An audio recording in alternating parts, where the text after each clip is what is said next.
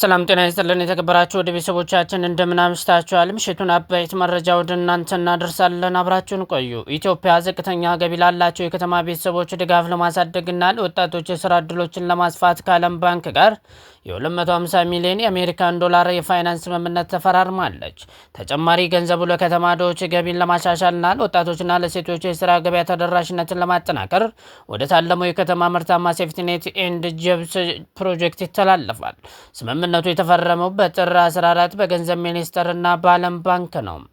እንደ ገንዘብ ሚኒስቴር ገለጻ ፋይናንስ ኢትዮጵያ ሰው ኃይልን የሚጠይቁ የህዝብ ስራዎችን እንድታሰፋም ለአደጋ ተጋላጭ ለሆኑ ቤተሰቦች የኑሮ ድጋፍ እንድታቀርብና ከሀገሪቱ ብሔራዊ የስራ ፈጠራ እቅድ ጋር የተጣጣሙ የወጣቶች ስራ ስምሪት ተነሳሽነቶችን እንድትደግፍ ያስችላታል ብለዋል።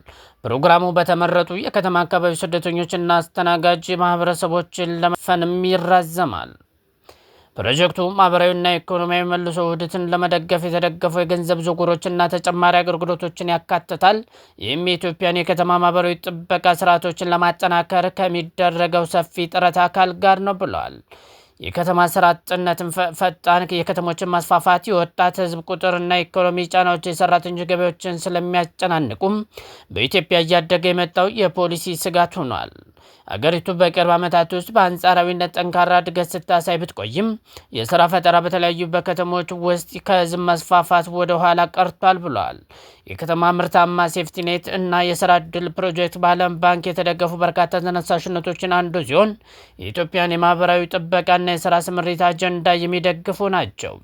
ባንኩ ለረጅም ጊዜ የቆየ የልማት አጋር ሲሆን በመሰረተ ልማት፣ በጤና፣ በትምህርትና በማህበራዊ ደህንነት መረቦች ላይ የተመሰረተ ፖርትፎሊዮ አለው።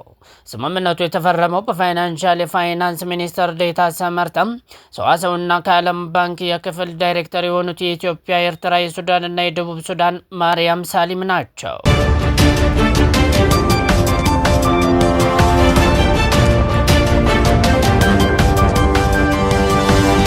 Thank you.